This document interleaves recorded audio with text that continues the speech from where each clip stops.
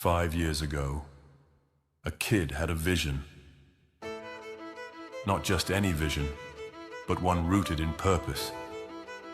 A vision to keep the world around him connected to the one thing that made him feel whole.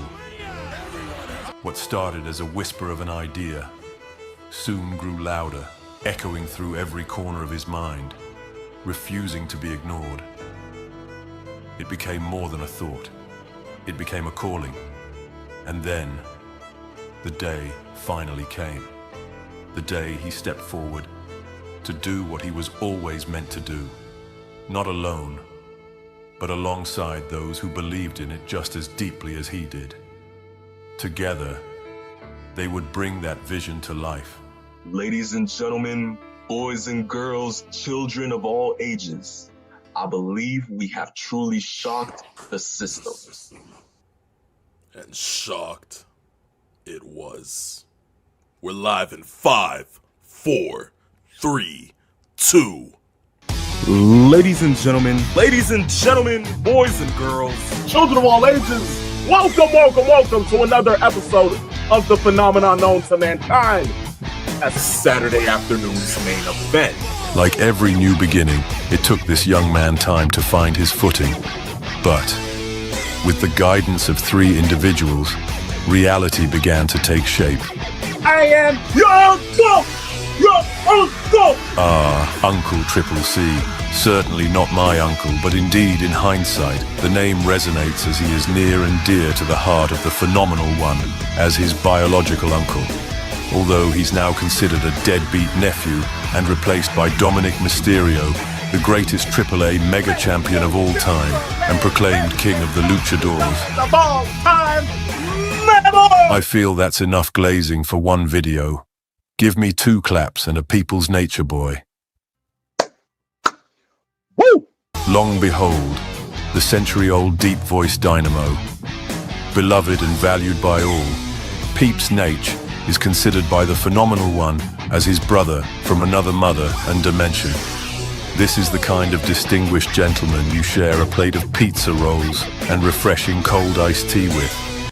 Although I'm afraid that Uncle Triple C would veto his drinking privileges. You are the, hey, what are you doing? Stop drinking! You don't drink, Nate! You don't drink! Okay? You don't drink on Uncle Triple C Saturday afternoon's main event. Can someone get this poor man a vacation with all of the iced tea in the world? Good gracious. But now, we turn our attention to a man who doesn't just cross the line. He powerbombs it through a table, sets it on fire, and somehow still finds a way to make you laugh about it 5 minutes later. Hi, guys! This is Mr. 411, a man whose jokes live dangerously close to getting the whole show cancelled. And yet, by some miracle, or maybe just pure charisma, he always sticks the landing. You sound like a drunken Donald Trump. You sound like Bill Cosby. He's actually from Buffalo. He's from Buffalo, New York. Buffalo. Oh, okay. Oh, wait, so he's part of the mafia. In January. Yo, I have a great idea, fellas. Put a cage around it and put it on dynamite. Oh, good. He's loud, he's wild, he's unapologetically over the top. But underneath all that chaos is a true student of the game. Because when the laughter dies down and the mic is still hot, you'll find a man who knows wrestling, not just as entertainment, but as an art form, a science, a culture. He studies it, he respects it, he lives it. And then, there's love. Not just any love, but an undying, unwavering devotion to Chelsea Green. Some call it admiration, others call it obsession, but Mr. 411 calls it loyalty. And speaking of loyalty, somewhere out there, Matt Cardona is probably shaking his head. But there you have it, 4 men, bonded by their love for the business and their passion for broadcasting, representing S.A.M.E to the fullest. You simply cannot ask for a better group to be around. And as they eclipse 5 years of work, we would simply like to say thank you and welcome to the 5-year anniversary show of Saturday afternoon's main event. Boom.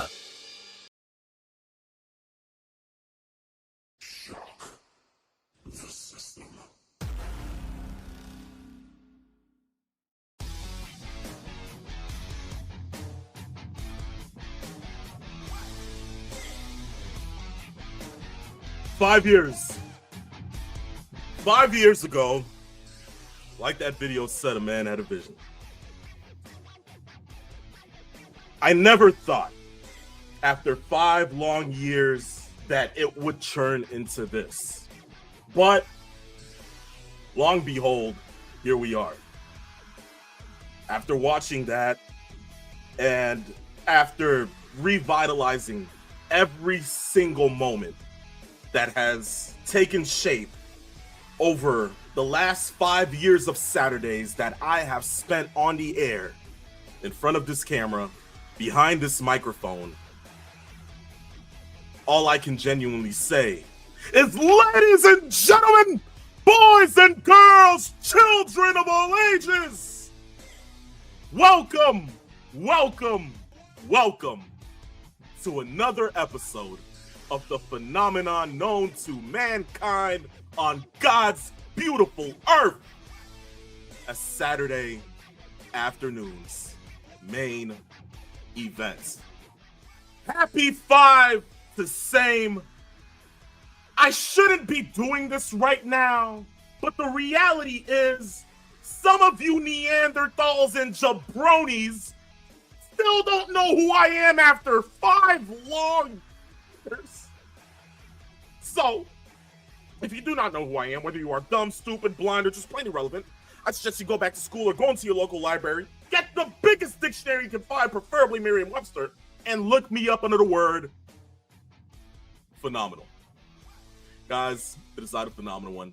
And of course, here on a beautiful Saturday afternoon, exactly at our original old start time, I'm not alone, because I have my co-host, my comrade, my brother from another mother and dimension, the one and only limousine riding, jet flying, kiss stealing, wheeling dealing, son of a gun, who is not having a hard time holding his alligators down.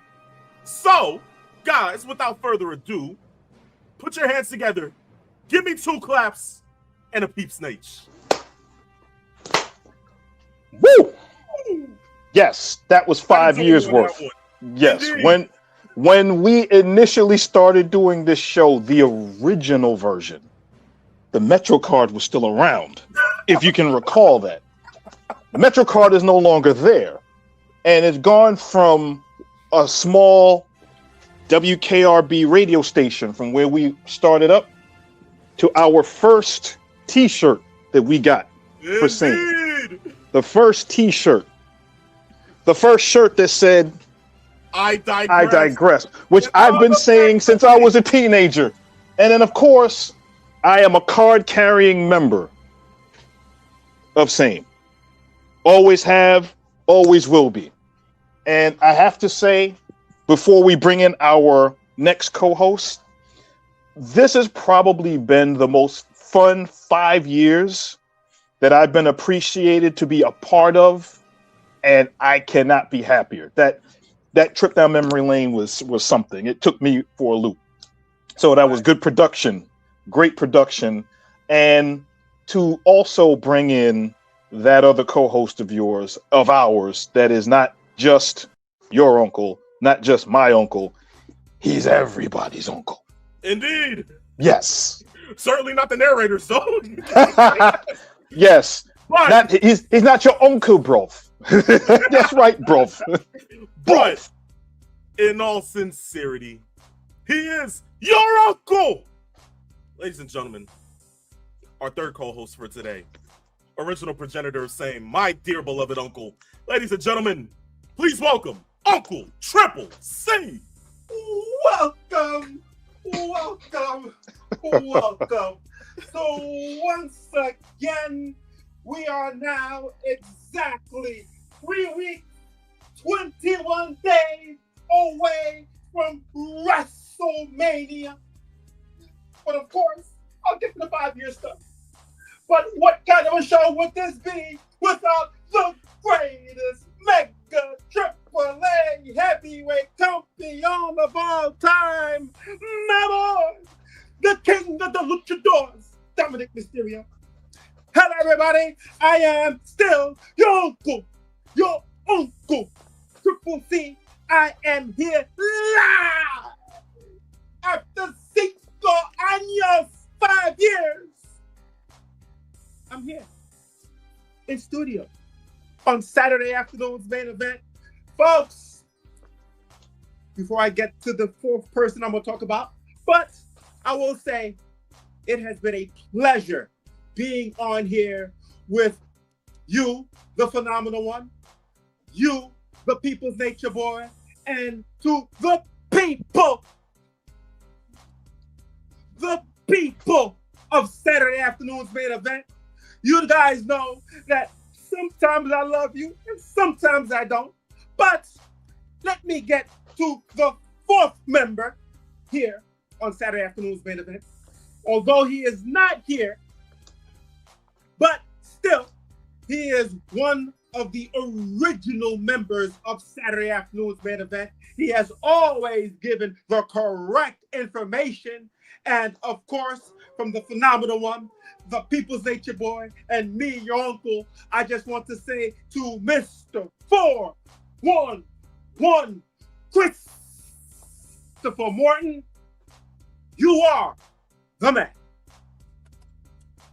Yes. I'll add to that. Chris, you've been part of this show. You've been part of the earlier incarnation of S.A.M.E. You have always been, without question, the guy that keeps us honest, as they say. And without you, S.A.M.E. is not the same. So what I'm going to do is I'm going to raise a toast. Even though this is my Mets cup, I'll turn it around just for Chris's sake. And This is to you, Chris. Watching the show, getting better, doing what you got to do. We cheer to you, because without you, we're nothing also. Indeed. To rebuttal and add off of you two extinguished gentlemen. Yes. Indeed, there's no liquor in this cup. This is straight coffee. I've been in for the longest today. But the reality is, I raise my cup to you, Chris, because indeed, you are so instrumental within this show, from the things that we may want to do to the ideas that come on hand for you to go ahead and sit there and say, let's do this and let's do that. And everything always gels together the minute we go ahead and get on air, to you finding a way constantly to get us to break. I mean, everything about you, Chris, is insurmountable, and it's great, and it's a perfect addition to S.A.M.E. But not only do I get the privilege of calling you a co-host, but I get the privilege of calling you a friend. So indeed, I know you're sitting here and you're watching, wherever you are. We appreciate you. We thank you. We love you, my friend. Yes. But with that being said, Uncle, welcome to Saturday afternoon's main event. Great to have you on, as always, even though you consider me a deadbeat. I still love you. I still love you, man. You know, it is the 5-year anniversary of this program. So today, you will not be a deadbeat nephew. Next week is another story. Next week? Man, jeez. I thought I'd get a pass next week. But you know what I thought he was going to do? I thought he was going to do a spin-a-rooney right on camera. I just saw the... Why not? But all in all, to the people watching on stream, everybody saying congratulations. We thank you guys. We appreciate it. Thank you. Rod is in the comment section, and he says, happy 5th anniversary for me watching this damn show. I digress. First man, I digress of the day. First I digress of the show, and it comes from the peanut gallery. There you go. Perfect.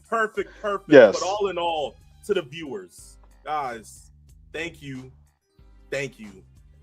Not just for today, but for the last 5 years. Whether it was when we originally started on Apple Podcasts and Spotify Podcasts, and this was mainly an audio show, to us finally taking it live, and me alongside the Peep Stage and Uncle Triple C being on the show and Mr. 411, all going ahead and coming together to make this happen. Yes. Every like, every follow, every subscribe, every reshare, every repost. You guys make this possible each and every single Saturday. And for that, I thank you. Whether you're watching on Twitch, Twitter, or YouTube, welcome to another episode of S.A.M.E.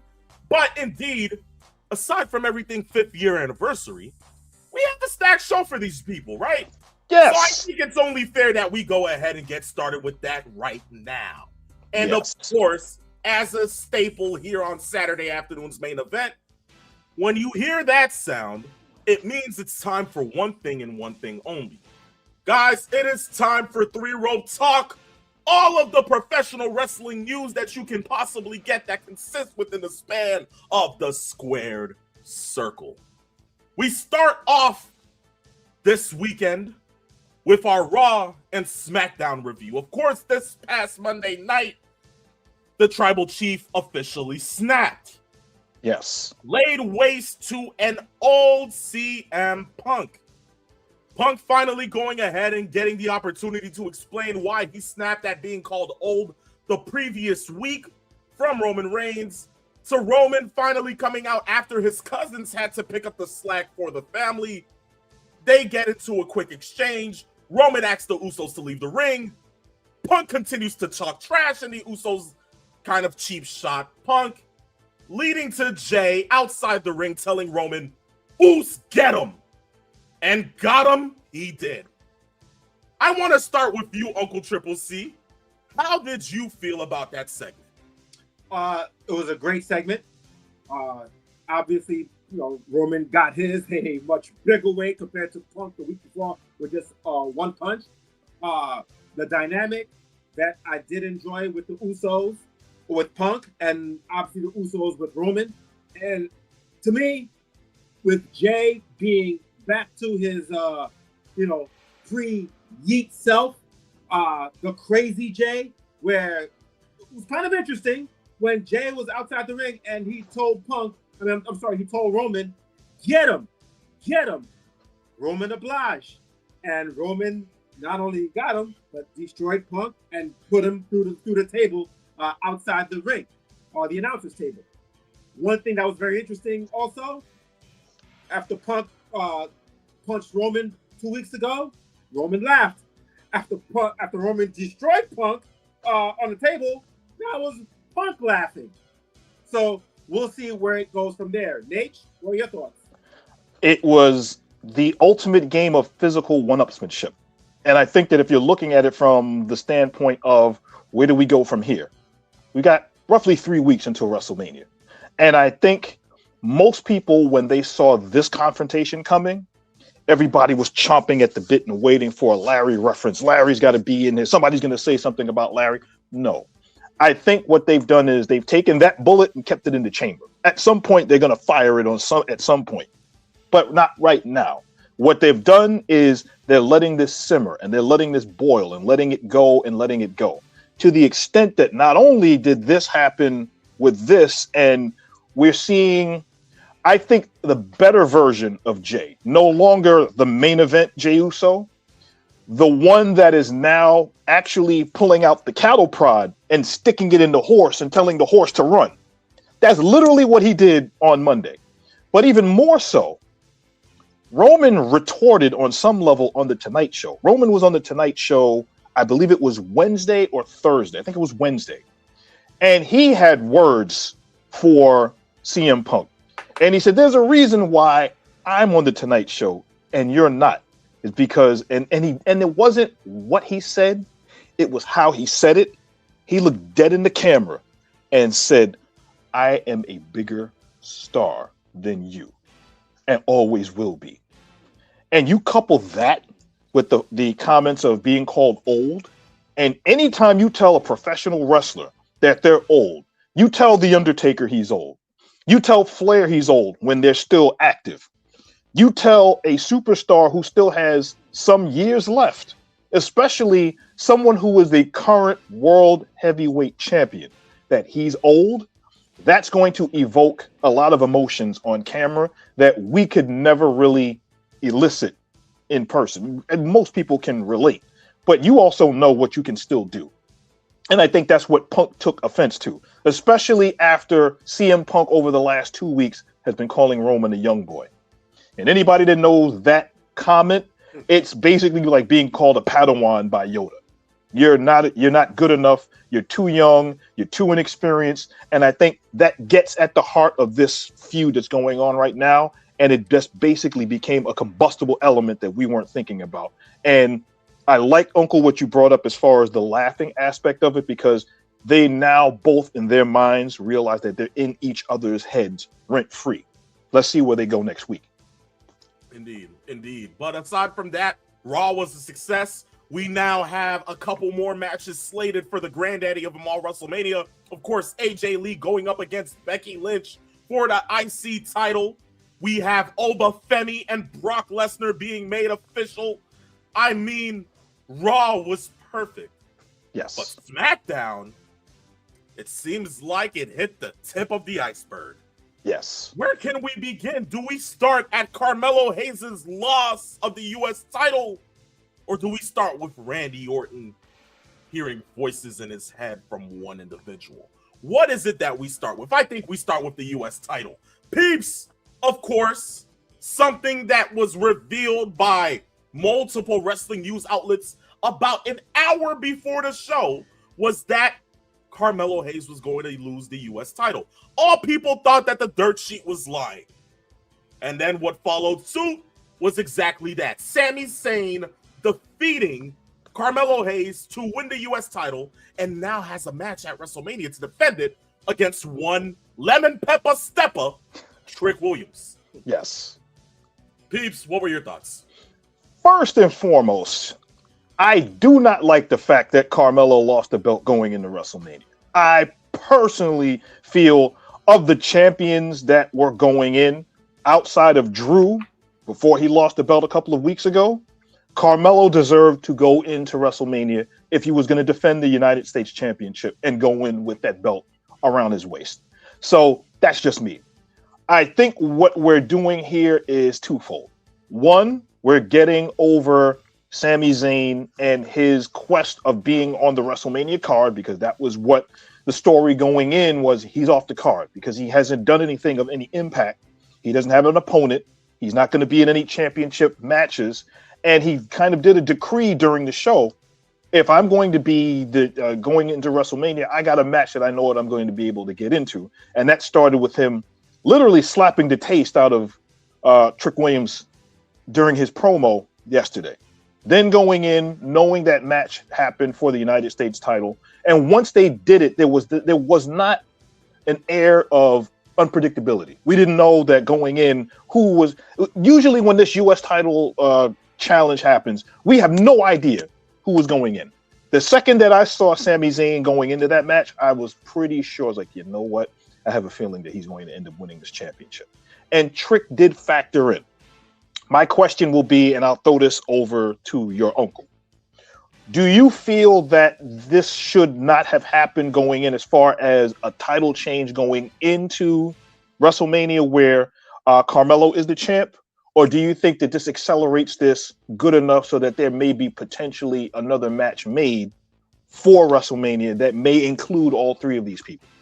I disagree with you, Nate. And I know Phenomenal One wanted Carmelo to go into WrestleMania as champion. Look, nothing against Carmelo Hayes. Terrific wrestler. Let's be real. The U.S. title, as far as being defended every week, Carmelo has done a great job. You'll not hear not one iota out of me. But Sami Zayn, at the same time, you can say whatever you want. I feel he does deserve a spot on the WrestleMania card. Listen, sometimes it happens. Last year it was Bayley. Bayley deserved a WrestleMania spot last year. She didn't get it. I'm assuming she'll get it in a, some kind of team, tag team title, women's title match this year at WrestleMania. I feel Sami does deserve a shot. First of all, Sami has been going back and forth with Randy and Cody, everything that he's been saying. And let's be honest, when Sami lost his U.S. title to Ilya, he never got a rematch. Granted, I'm saying I know it's basically anybody can get the shot, but he never went and got the rematch. So he decided, hey, I'm gonna go on and beat what's his name? Mello. Mello, thank you. He's gonna beat Mello for the US title, and he's gonna go on to WrestleMania. Granted, Trick did get involved. We'll see where it goes from there. I thought that we would, separate Trick and Mello. I thought, they would do that. Maybe we may get a triple threat. I hope not. I hope it's Trick versus S.A.M.E, and I hope, Trick beats S.A.M.E at WrestleMania. Okay. Well, in that sense, what I have to add to that, again, Uncle Triple C, thank you for going ahead and mentioning that I was one of the many that wanted Carmelo to walk into WrestleMania as champion. Although I don't think he is going to be excluded of this match. I feel that because Trick went ahead and interfered, I feel like they will try to write Carmelo into this with his history with Trick and Trick costing him in the title last night.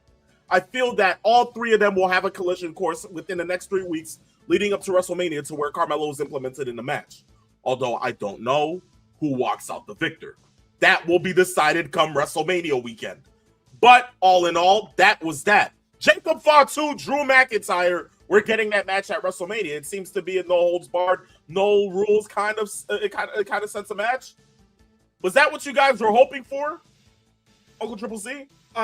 Well, last week I did say, we did talk about it. We were thinking that maybe it was going to end in a Hell in a Cell. But since it's not a Hell in a Cell, this is as close to good as we're going to get for this magnitude of a feud. So it will all culminate at WrestleMania in a no-holds-barred, unsanctioned match. So I think that, that's the way to go, whether it was at a Hell in a Cell or this type of match. So I think that this is perfect. Okay, Peeps, you feel the same way? Yes, and all I want to see is, as Vince McMahon, I want to see violence and guts. I want to see blood everywhere. That's what I want to see, pal. That's what I think is going to happen. I think that based on the way that they built this violent feud, there has to be.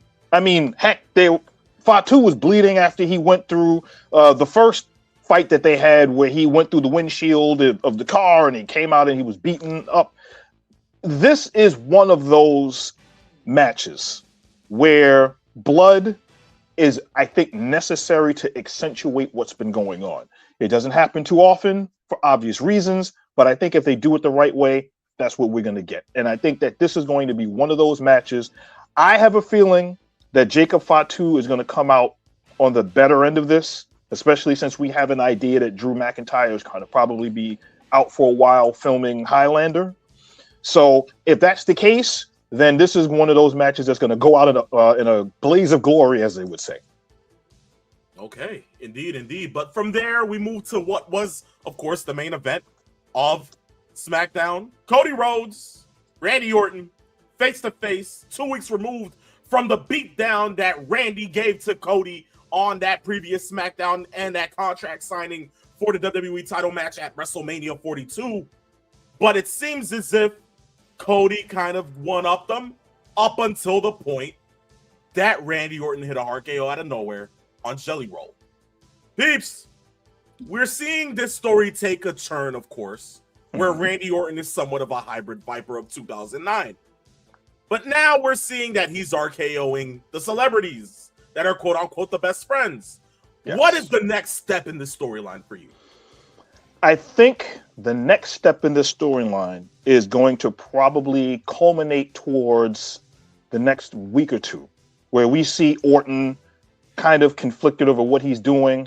We're going to have people that are in the purview of both Cody and of Orton trying to figure out everything, while that giant mystery of who is talking in Randy's head. And we'll get into that later on in the show, because I think you'll kind of like that discussion when we get to it. Indeed. But based on what we've seen, I think Cody and Randy should not touch anywhere at all over the next couple of weeks. I think the pull apart would have been the week before WrestleMania, but since they did it, they had to, because Cody was off last week. And then Cody had to respond the way he did yesterday. It's now a matter of what do they do going into the next couple of weeks. Where does Randy go with his promos? How does Cody respond as champ? And who else gets involved? And I think we're going to be looking at that as far as those kinds of issues that kind of build the story arc going into WrestleMania that is going to be the most fascinating. And I like the little details that they're leaving as breadcrumbs of now they have a t-shirt with Randy Orton, the whole RKO everybody. And it looks like it was printed with Cody's blood in mind on the shirt that he's wearing every week. And I think that's a very good part of this story that they continue to tell. I agree. You know what's bad, Nate? It's like too bad that I don't have your blood printed on my shirt. But anyway. Of course. Uncle, it's 5 years. Come on, man. You're absolutely right. You need to stay hydrated. Take another sip. There you go. At least you get to drink, peeps. There. I have peace of mind to drink now. There we go. Yes, you do. Now, the one thing I will say about WWE as a whole, even I know we didn't touch on it at all, but Jade Cargill with Rhea, Rhea for the last 2 weeks now has been, getting the up on Rhea. The one thing that I have noticed this year, I don't know if you guys have thought about this or not, it's like so far every championship feud going into WrestleMania, they have touched, meaning like they have gotten into it and they've gotten physical. Yes. Last year, remember, Punk, Reigns, and Rollins really didn't touch at all. Yeah. Cody and Cena, they didn't throw down at all. So this year, I like the approach of that. They're getting physical. So by the time we get to WrestleMania, whatever video package that they're going to have, it won't just be straight talking. It will be, well, this is what led up to their match at WrestleMania. So that's the one thing I will give WWE credit this year, that all the title matches so far are going into WrestleMania. They all have gotten physical.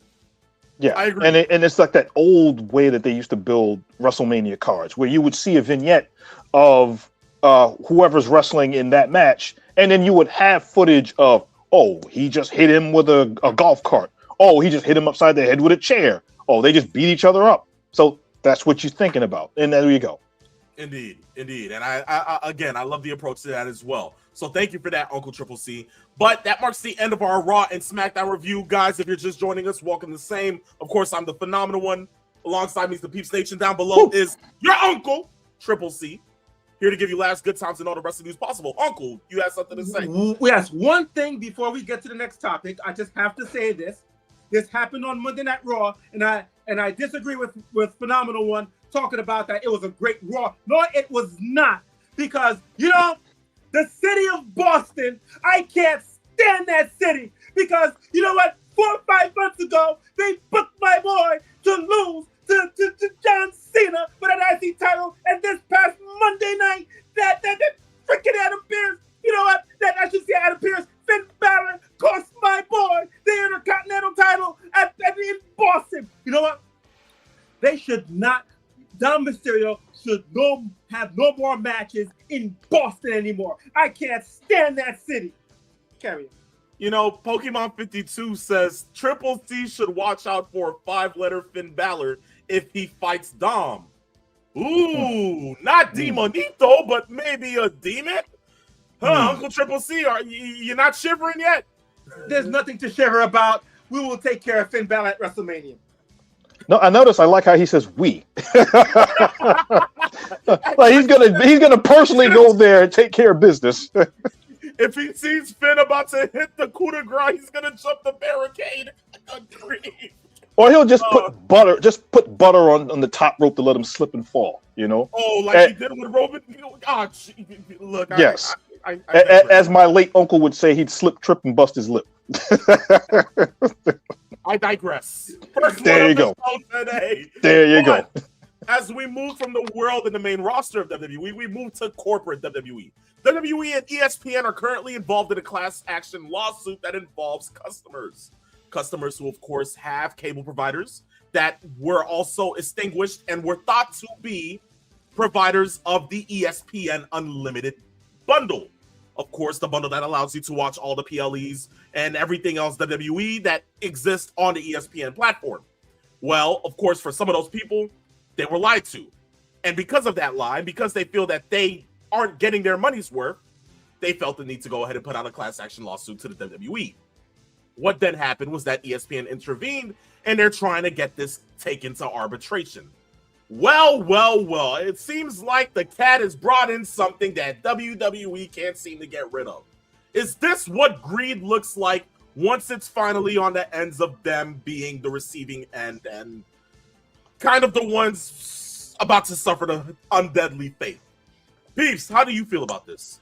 Well, the WWE has always found themselves in hot water when it comes to greed. We've seen this over the years between the lawsuits with the sexual harassment charges and other pending cases, other litigation.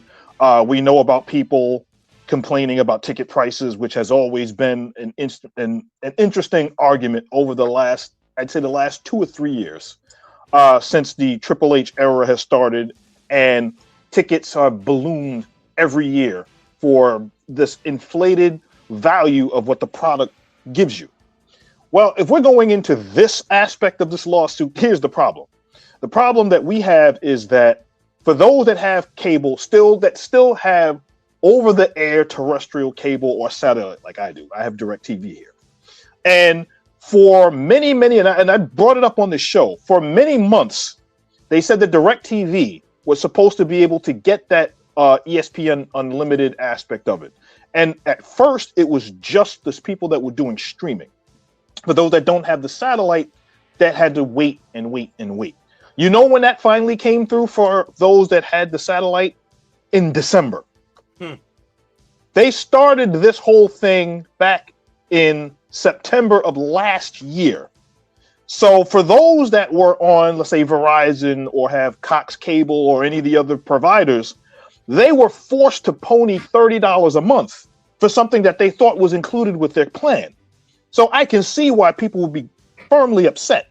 And then finding out that that's the case on the back end, these are the kinds of issues that are cropping up, especially when people don't even think that that value is meeting what their expectations of payment are.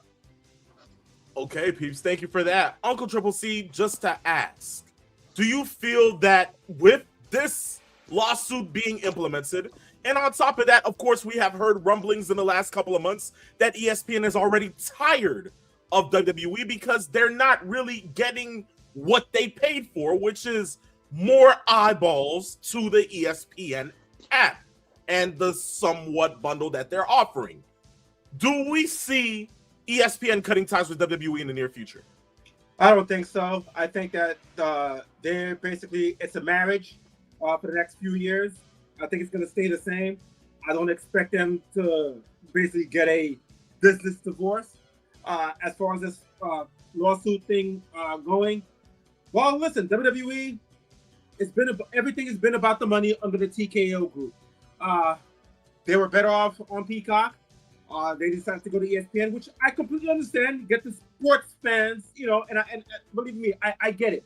I think maybe when we get to WrestleMania, maybe that first hour that they're going to show each night, ESPN2, I believe Saturday night, or regular ESPN Sunday night, that first hour, maybe that will be the beginning of more eyeballs into ESPN from more wrestling fans.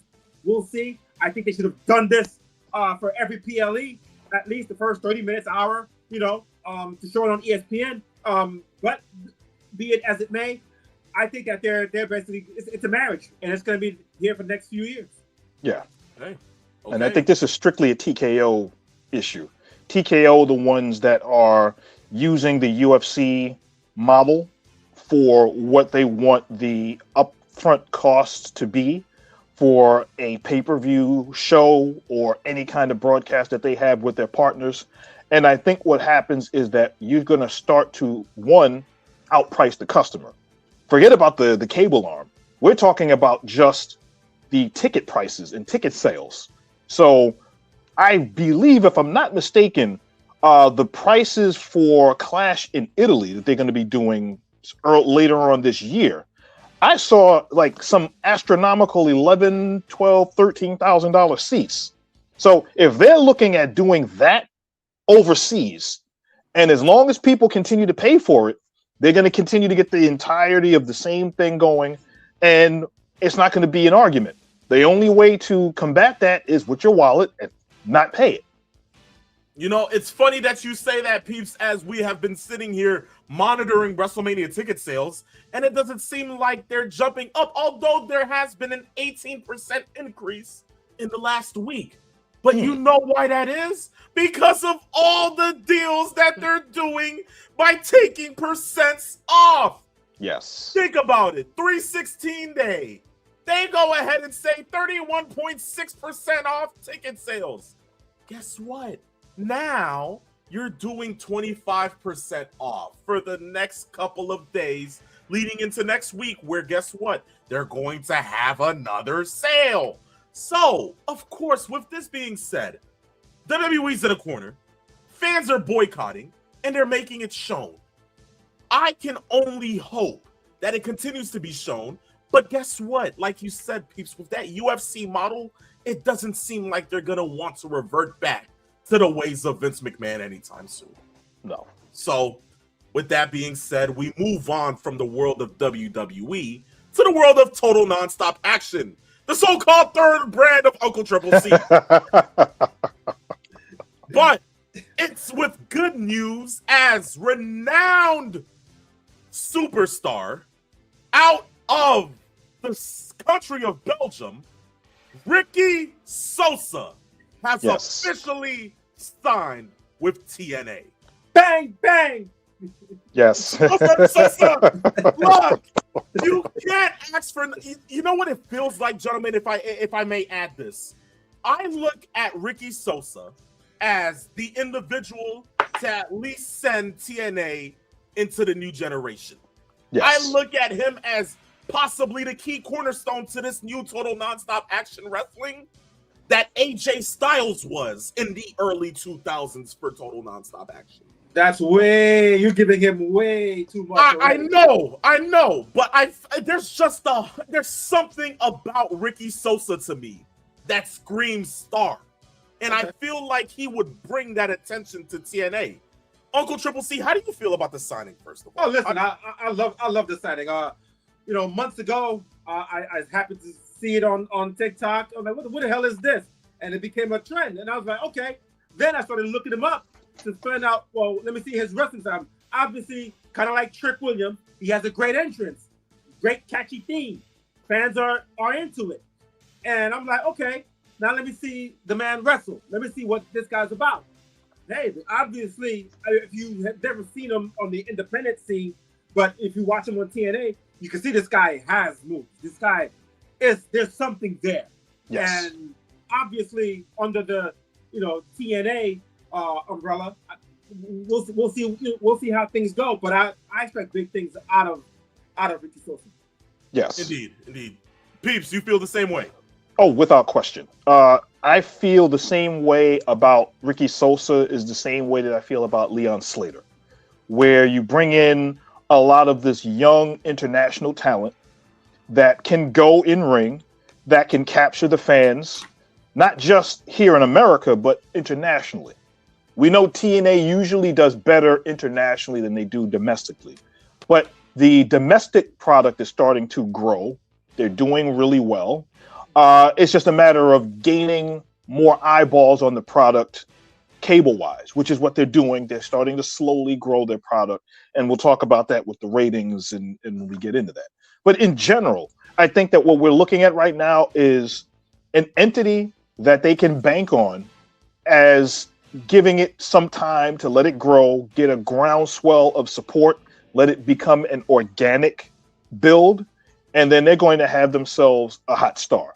Well, do I think that he's going to become the John Cena of TNA as far as bringing in that kind of quality? I don't think it's going to go that far, but it's definitely a cornerstone that you can hang your hat on for over the next couple of years while they build out TNA with the current roster of stars that they have going forward. Okay. From there, we move to something else that happened at TNA Sacrifice last night. Of course, TNA's personal premium live event. Steve Macklin, who was in a match with, of course, the TNA champion Mike Santana, suffered a concussion from what we saw was perceived to be a Mike Santana super kick, kind of like the one that Bret Hart took at the hands of Bill Goldberg. Yes. You know, the kind that when he fell, his hands started twitching and, you know, kind of his fingers started crossing together. Yes. Of course, match was stopped. Macklin was taken to a medical center, evaluated. It has come out that he didn't suffer a concussion. Although we have seen hits in football, we have seen concussions happen. That definitely looked like a concussion. Peeps, what are your thoughts? I'm always leery when you see head injuries, especially when we look at wrestling. We know in the wrestling business, and your uncle can attest to this, how many times have we seen injuries that did not look like injuries that were serious? And then we saw somebody sell an injury that looked really serious that really wasn't at all. And it's always one of those things that, because pro wrestling is pro wrestling the way it is that they are, as far as I'm concerned, a lot of wrestlers are the best actors because they can fool you on anything. They can sell you on anything. But then again, when guys get hurt, that's also where you always wonder, did they do enough? Now, obviously, I watched the clip and saw the kick, and I think either Macklin came off the ropes too fast or Santana was too close when he did the super kick, which literally hit Macklin square in the face. And he dropped immediately and hit the bottom rope, and then his hand started as what's called the fencing posture, where the hands or fingers start to lock. So that looked serious. They threw the X sign up. They made sure everything was going to get taken care of. And as they got him out of the ring, they brought in Eddie Edwards in the system to kind of further along the progression of the system and the world title picture. But in general, they did a better job here than what we saw of for those that did not see with OVW a couple of weeks ago, where a referee was hit by a wrestler with a high cross body and banged his head on the mat and started seizing in the ring. And they continued the match while this referee was having a seizure. So they did a much better job with this in TNA than what they did with the OVW spot. So I'll give them credit for that one. Indeed. Uncle Triple C, do you feel that they are taking the precise matters? Do you feel that this, if they're saying that he didn't suffer a concussion, as per from hearing, do you think it's a concussion? Do you feel as if he's probably okay, or he's probably going to take time off? What are your thoughts? Well, the bottom line is that TNA did the right thing. This is not the way wrestling is today. We all know that obviously things are scripted and all that, but the physicality, that's a whole other story. So they did right by Steve Macklin. I'm glad that they did. Hopefully he's okay, and he can continue to wrestle. So good job by TNA. Okay. Yes. All doing parts of TNA. Now, from there, we will move to the world of AEW. But before we do that, Uncle Triple C, we wouldn't want you to dim the lights, because it seems as if the comments section is taking kindly to your thoughts on Dominic Mysterio. Pokemon says Finn Balor will destroy Dom. Jamal 2 Crazy Gaming says Dom sucks. They both had an exchange together where they said Demon Finn will mop the floor with Dom. Jamal says he's glad that Dom lost the title. And Pokemon says facts. He is the worst IC champion. Well, my comment about Pokemon and Jamal, both you guys know absolutely nothing. You guys know nothing about professional wrestling. You are the people. The people that suck. But I do always love the people. Carry on. You see, so he had a rebuttal for that. And Jamal said, I can tell Uncle is definitely drunk. Oh, wow. Rise _149 says Dom won't ever be able to touch his dad's mustache ever. Who's that? Early sunrise? Go to sleep. What the hell you know? Go to sleep. That beat means nothing to me. Jamal is taunting you now. He says, go get his title back. Oh, good grief. Oh, jeez. Oh, Saturday man. would have been on a perfect 5-year anniversary like this. You love Yes. to see it. But AEW, we move to that. And of course, it seems to be that they're taking back charge. Of course, the ratings have been boosted the last how many weeks?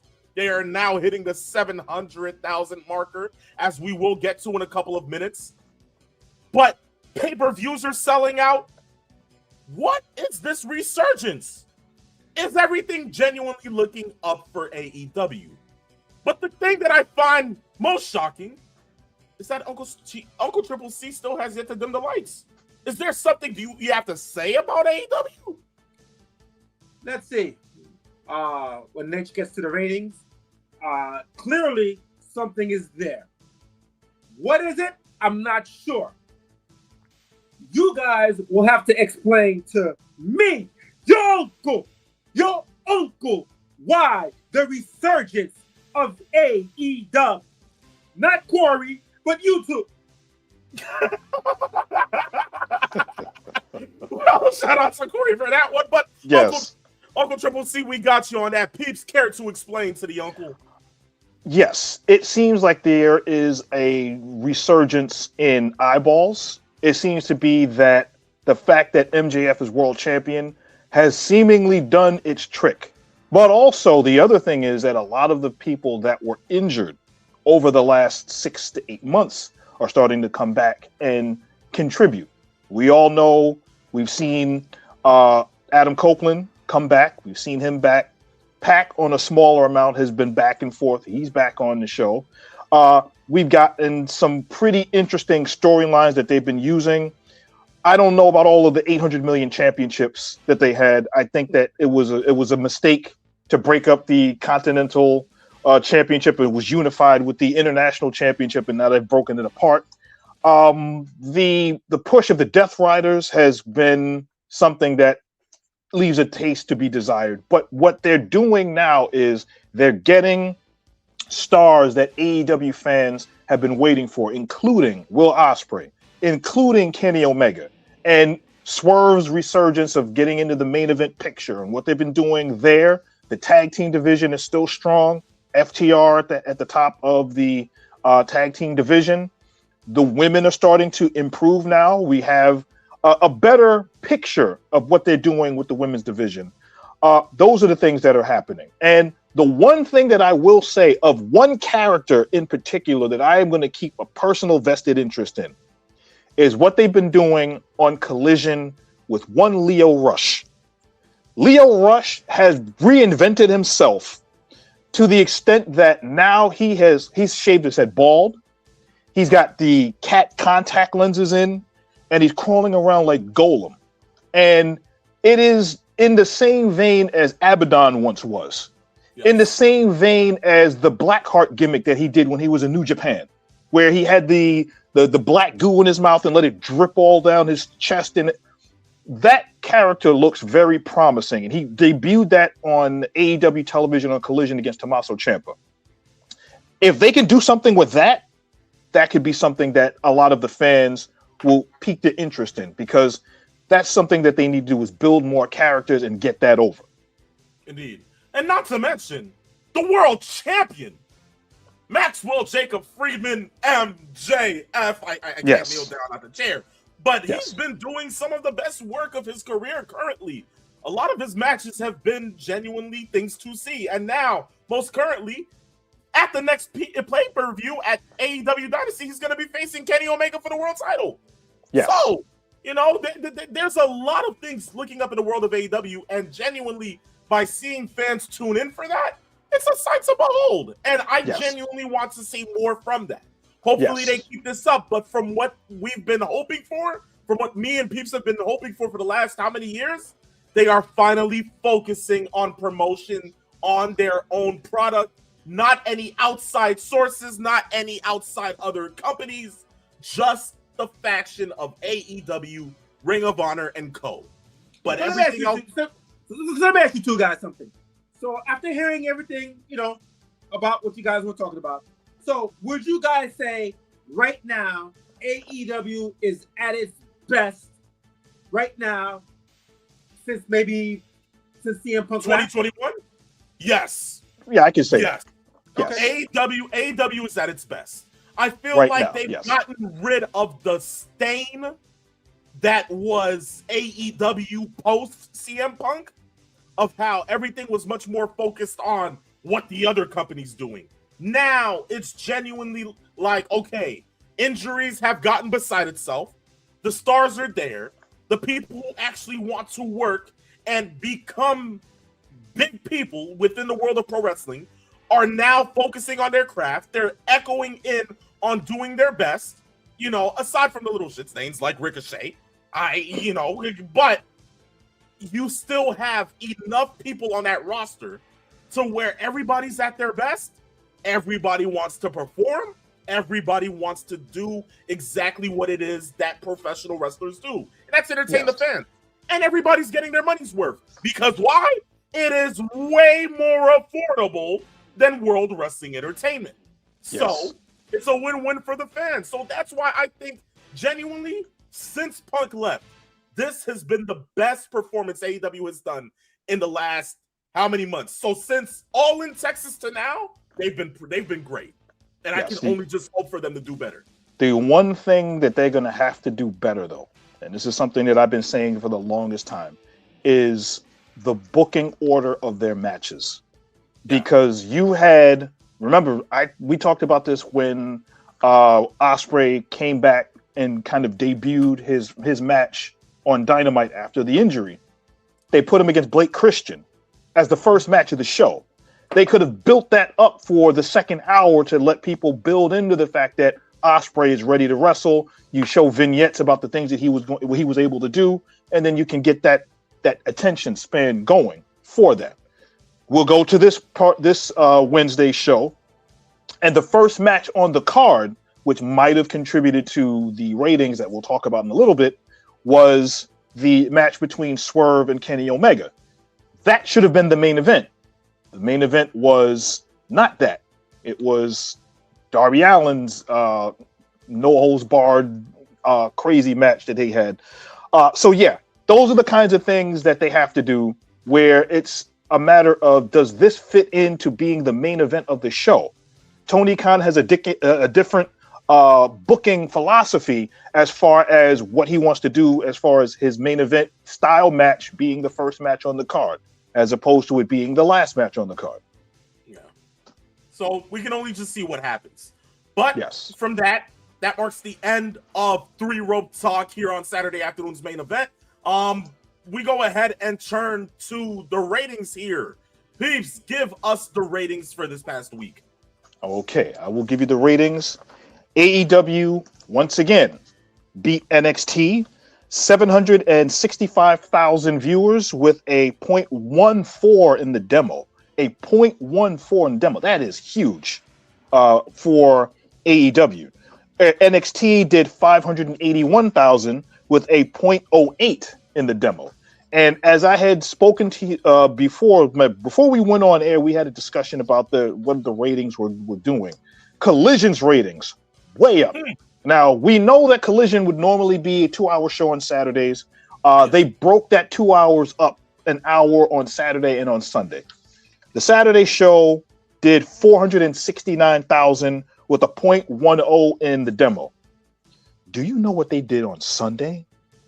They did 616,000 viewers for a 1-hour episode of Collision on a Sunday after the tournament with a 0.12 in the demo. So there is momentum there. Is it short-lived? Is it something that they can build on? As long as they stay away from promoting this to beat WWE and just continue to improve their own product. Obviously, they're getting the eyeballs here. People are watching the show. If they can sustain it, we'll see what happens. But as we know, baseball season has started. The NBA basketball playoffs will be starting soon. We know what's going on in a lot of other sports. The NCAA tournament still got to finish up. We'll see what happens with that. But all in all, it would still be a surprise to many if they're still able to sustain that number, even through NBA playoffs while MLB is going on. We can just only hope and we can only just wait to see. Yes, but all that's in all, five wins in a row, and 6 of the last 8 weeks that they've beaten NXT. But we all know that there's a caveat in that, and that is NXT right now is rebuilding their product, trying to figure out who the next stars are going to be for that brand over the next 6 months until they kind of right the ship. Because Oba being gone, Trick being gone, I think really hurt a lot. They probably lost about 75,000 viewers to NXT because of those two leaving. Okay, you see that? Well, we can only just see what happens with NXT. Of course, they're still in the rebuild. Whatever happens from here, we'll continue to be on the lookout for that. But peeps, thank you again for the ratings. From that, we move to the question of the week here on Saturday afternoon's main event. It goes to Master Sean 007. He says, "Greetings, gentlemen. My comment centers around the WWE Hall of Fame. I'm sick of this company letting talent grow old or sick and pass away before they decide to induct them. It is like they're punishing the talent for something that happened in the past. It's disingenuous to do it this way. At this rate, the WWE will induct the Midnight Express when the last 2 members are long gone. Your thoughts?" Peeps, how do you feel about this? Well, that is a great question, especially on the heels of the WWE finally announcing that the late Bad News Brown is going to be inducted into the WWE Hall of Fame. He is a star, always was a star, wrestled in Canada, wrestled all around the world, wrestled in New Japan. He's a martial artist, went to the WWE, did a great job there. And his feud with Hogan and Savage and some of the other feuds that he had while he was there. And we all know the match he had with Roddy Piper at WrestleMania, which got lots of controversy for a particular reason. We know that he is deserving of it. Going forward, and I'm also very interested in the opinion of your uncle, because we are in probably the same line of thinking with certain wrestlers. The WWE, especially while Vince was running it, although he knew he could make money off of certain wrestlers being in his Hall of Fame for WrestleMania because WrestleMania sells itself, it is rather disgusting that if you are going to say that the WWE Hall of Fame is supposed to be an end-all, be-all Hall of Fame to recognize sports entertainment and professional wrestlers in professional wrestling, and you're going to leave out guys that were tantamount to being the linchpins of your company, and you let them wait and wait and wait, all because of political inexperience or some sort of lawsuit, something along those lines, is rather hurtful and disgusting when the fans know that certain people should be in. And I remember, and we had this conversation years ago, I did not consider the WWE a Hall of Fame until Bruno Sammartino went in. I understand Andre the Giant went in first, but Bruno he went in like 3 or 4 years before he passed. That's egregious. Yeah. So that part has to be settled. But Unc, what do you think? I'm gonna take a quote from Bobby the Brain Heenan. Death never takes a holiday. The bottom line is this: is that, you know, this business, again, Midnight Express, we talked about him last week, you know, passing away. As far as Master Sean 007, although it wasn't a question, it's more of a statement and asking us for our thoughts. Yeah, I agree. I don't think that, you know, WWE, or to me, listen, we could talk to WWE, but this is to me a loaded question, because this could be all the Hall of Fames in professional sports. Like for all these other sports, it has to be 5 years after they retire. To me, wrestlers should just go in right away. I mean, that's just to me the be all end all. I get it. You need a headliner when it comes to wrestling, sports entertainment. So you need that one headliner and things like that. But really and truthfully, the only statement that I have about the Hall of Fame is that, why is the king of the luchadors not in the Hall of Fame this year? He should be in the Hall of Fame. Dirty Dominic Mysterio. But that's all I have to say. I see how broken up over this you are. I am. But I digress. I put a There you go. sock in Number it. two. Come on. That's number 2. But all in all, Master Shot 007, thank you for that comment, my friend. We move from there to the final topic. Of course, who is the voice inside Randy Orton's head? People have been saying Bob Orton Jr. Others have been saying Ted DiBiase Jr. Other individuals have been saying it's the final boss. I say it's none of those three.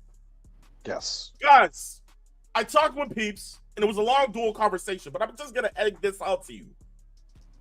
Why haven't you guys thought about Kevin Owens?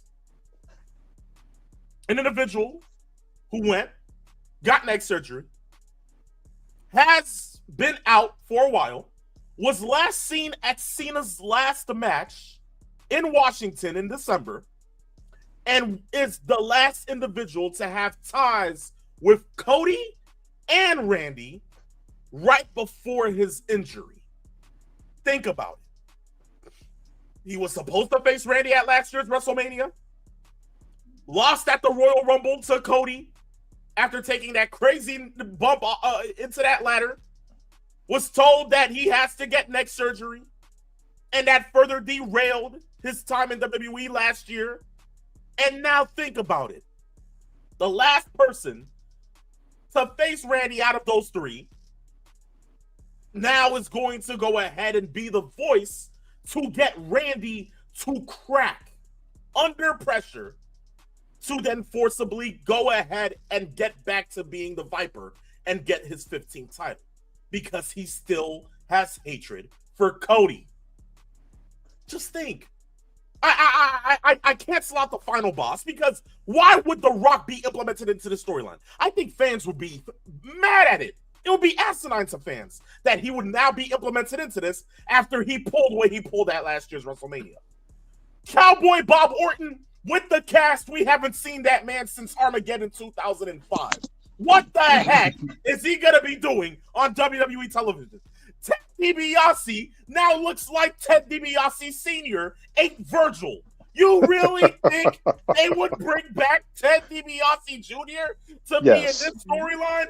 Legacy has been dead for years. Leave it alone, guys. I get it. Nostalgia is a hell of a drug. But you cancel him out as well. I think that it has to be Kevin Owens. Uncle Triple C, what do you think? Sorry. I was counting money to see if Ted DiBiase would look to join. Everybody has the price.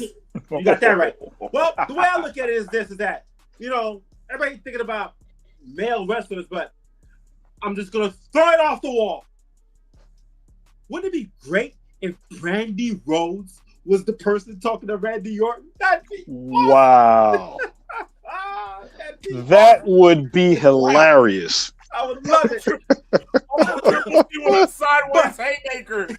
But the truth be told, the only person that it's funny, everybody talked about the three guys you just mentioned, Phenomenal One. The only person that I thought about is like Triple H. I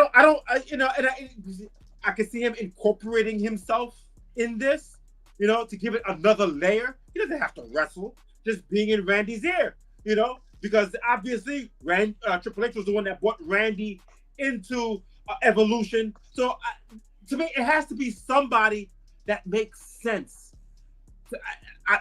Again, the other guys you mentioned is not wrong, but to me, Triple H would be the perfect person that would make sense, where I could see Randy listening to that voice, which would be Triple H. That's my opinion. So I like that idea. I didn't think, because, of course, with him retiring, I didn't think Triple H would still want to be an on-screen character. I thought he genuinely probably stuck to wanting to be in Gorilla. But as you say that now, the thought of probably running back the Authority isn't a bad idea, especially if they want to keep Cody a face. Have him fight against the system that is keeping him from going ahead and holding the title. That is a great idea. Peeps, do you feel the same way? It makes sense. I just personally think as much as Triple H really loves to see himself and hear himself on camera, I just don't see that happening. Although I say this, if well thought out and done the right way, I could see that storyline working. I just don't see it happening.